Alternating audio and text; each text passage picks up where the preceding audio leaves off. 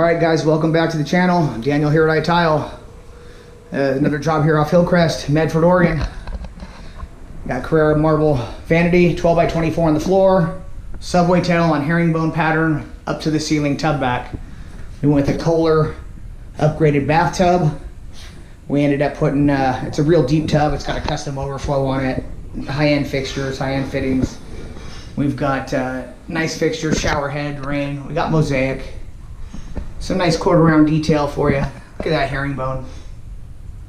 All the way up. All symmetrical cuts. All the corners are cut even. I just finished siliconing. Top, bottom, left, right. All around the tub and all around the escutcheons. On the plumbing. Like and subscribe. You can find us in the Rogue Valley, Southern Oregon. Catch us on the website, itile.biz. And look forward to coming and serving you at your project next.